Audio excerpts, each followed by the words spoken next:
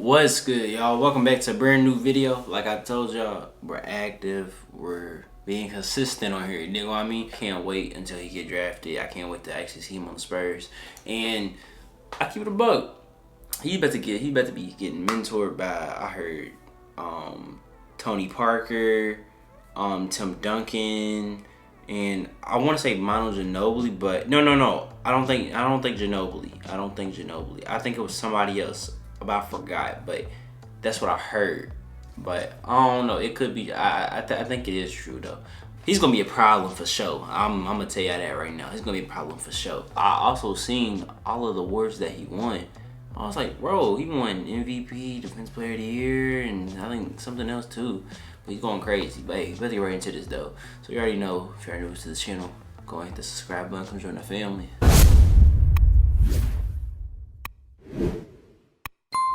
1997, the San Antonio Spurs were one of the worst teams in the entire NBA. Finishing the season with just 20 wins and with a rookie head coach leading the way, their future was uncertain. Their two best players were an aging Dominique Wilkins just 1 year away from his last NBA season, and their franchise player in David Robinson, who was sidelined with a season-ending injury that would linger for the rest of his career. The franchise was in a downward spiral with no end in sight. They needed me out there. But what they did have was one more chance to make it right. Coming off the worst season in franchise history, the Spurs were given the third best odds to get the first overall pick in the 1997 draft. Exactly what the organization needed to rejuvenate their roster. But according to pre-draft evaluations, the gap between the potential first pick and the third pick was massive. Get the third pick and settle for a small forward out of Utah named Keith Van Horn, or win the lottery and land on the best NBA prospect in over a decade, a 4-year starter out of Wake Forest by the name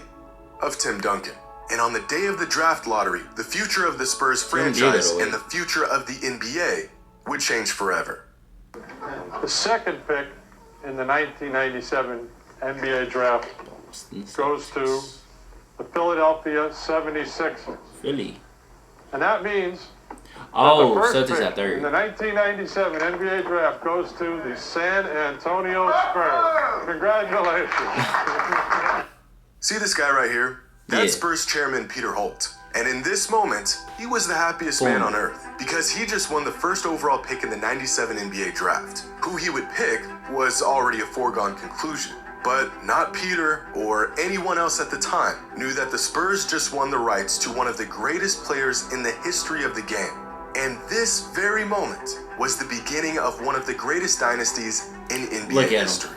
And now, 26 years later, luck would have it that the Spurs have found themselves right in the middle of another historic night once again. Because they now have the rights to the #1 overall pick in the 2023 NBA draft. And the prospect they plan on picking up is claimed to be bigger and better than anything we have ever seen. As we get closer to draft Hey, I don't day, even hold you. He could honestly become the one, the GOAT. He could.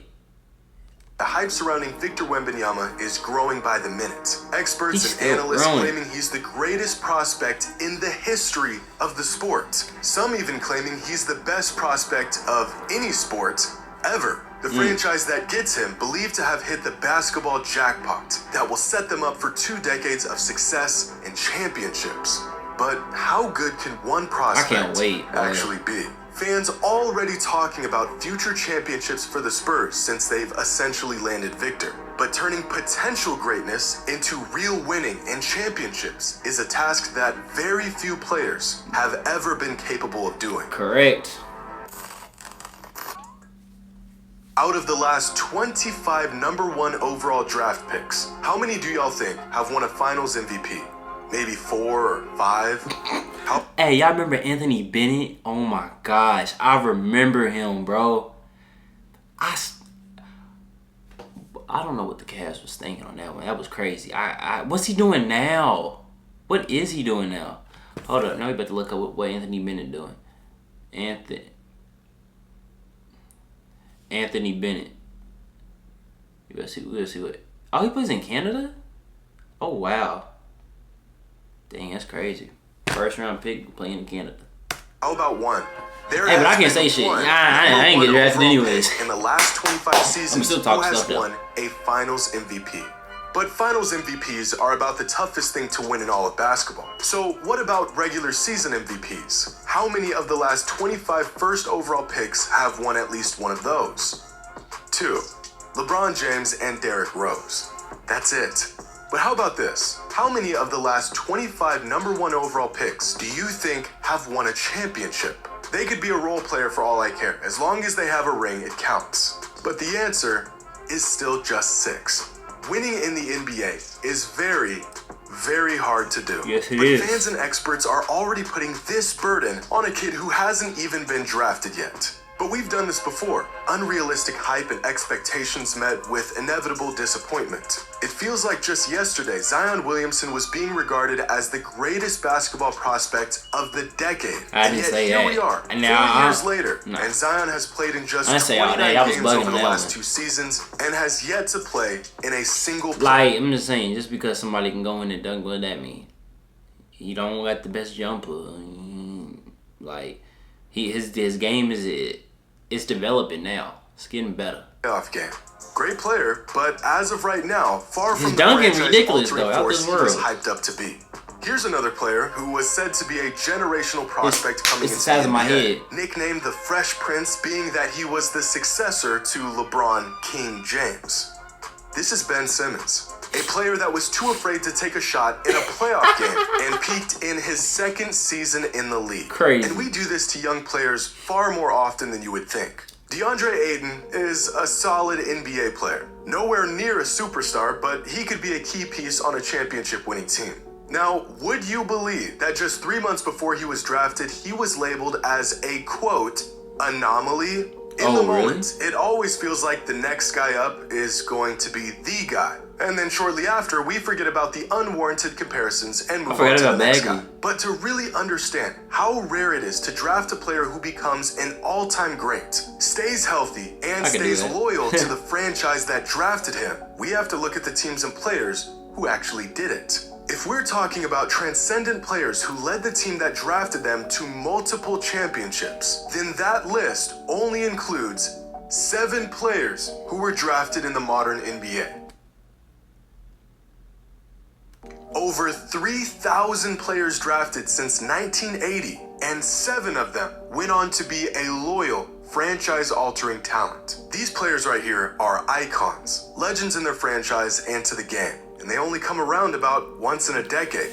Now, if Victor is as good as advertised, he could be added to this list one day. Yep. But the path to get there is long and riddled with players who fell short. Never know. But in the NBA, even the stars, superstars, and once-in-a-generation talents struggle to win the ultimate prize. Luka Doncic has been a phenom since he entered the NBA, so far exceeding all pre-draft expectations. You didn't get to win nothing. 5 seasons into his NBA journey, and he has yet to see the finals, and even missed the playoffs in this last season.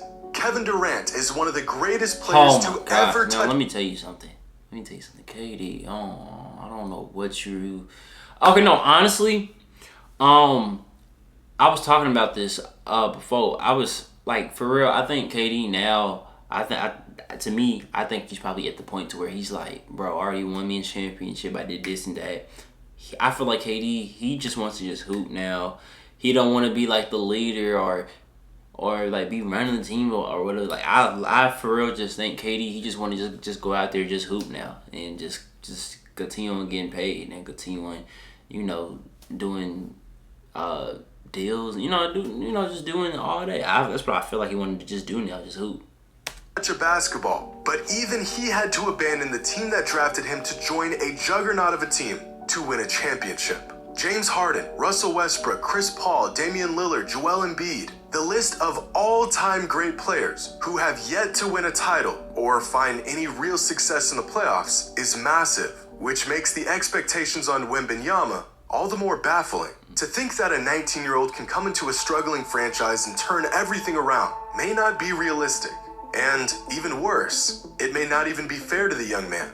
Ironically, the best turnaround directly caused by a rookie in modern NBA history was by Tim Duncan. After the Spurs wins? After Duncan, their win total jumped from 20 wins in 1997 to 56 wins in 1998. Wow. A 36-win jump in Timmy's first season with the team and a championship in his second season.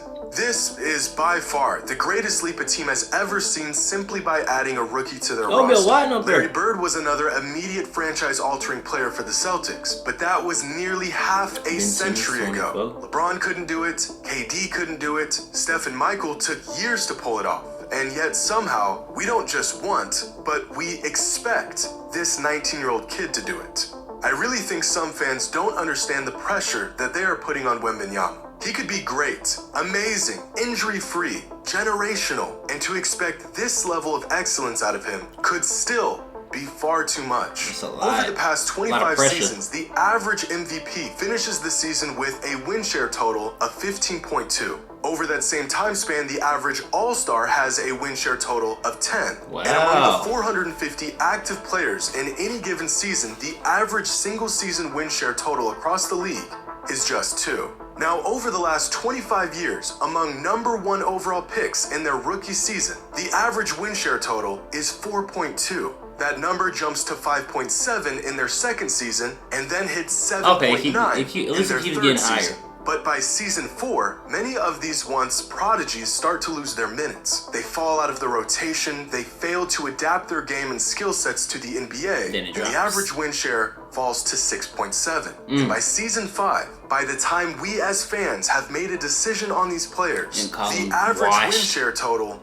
falls to just 5.9, about the same as the average starter in the NBA.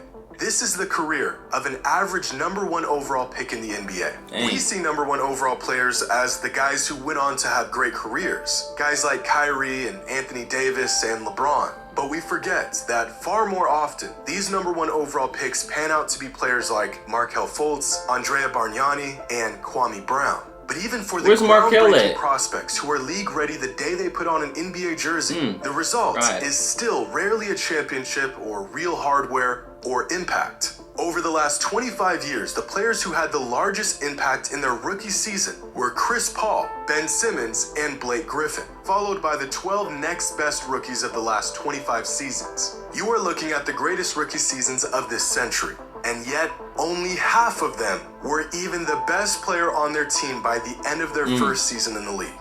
But I want y'all to take a guess at how many of these players even made the playoffs in their rookie season. Got your answer? 2. Which means out of the 15 best rookies who've entered the league over the last 25 seasons, not a single one of them led their team to the playoffs. And among these same 15 rookie sensations, by their third season in the league, only 4 of them managed to lead their team to the playoffs as the best player on the team. It is very hard to win in the NBA. But like some sort of gambling addict, us NBA fans like to count the wins while ignoring the losses. Somehow the countless misses we've had are outweighed by the 1 or 2 we got right. Is Victor Wembanyama the most hyped NBA prospect of all time? Well, I'm not sure. I don't know about Some that experts that have been around a lot longer than I have would like to say so. But if my memory serves me right, I can recall a 17-year-old LeBron James drawing so much attention that he managed to have an Ohio high school basketball game. I don't think y'all really getting it. We're talking about Ohio, man. Like, it's in Ohio. Like, y'all literally see this. It says Cleveland, Ohio. On national television. Long before social media, the likes of LeBron James, Patrick Ewing, and Kareem Abdul-Jabbar were all household names before they even put on an NBA jersey. I don't know if Wembanyama is at that level of hype at the moment, but he's getting there. And with that amount of hype comes overwhelming pressure to perform. It's easy to sit back and watch this kid play, see his incredible tools in action. 7 feet 5 inches tall, 8-foot wingspan with a silky smooth jump shot and world-class defensive instincts, and one can only assume he will find immediate or even eventual success in the form of championships and cultural impact in the NBA. Coaches and scouts who have been around the game for decades and have seen every prospect rise through the ranks over the years are saying Victor Wembanyama is better than all of them. It would take an era-defining talent to come into the NBA and transform a franchise into a dynasty. But if Victor is everything we think he is, he may just be the next player to do it. Hey, I tell you this. I have faith in him. I believe in him. So hey, Team Victor, man. I'm this. I really am. I can't wait to honestly see him put on that Spurs uniform and like really go out there and hoop. So hey, we will be on the lookout. We will be keeping an eye out on him. But hey, hope y'all did enjoy this. Y'all tell me y'all thoughts down in the comment section. I thank y'all. Love y'all. Don't forget to be you. Be great. Continue to follow your dreams. You already know I will be back with some more bangers. The boys out. Check out that also check out the latest video I did drop. Ain't gotta do nothing crazy. See, all I want you to do is be my love. So come give away my love.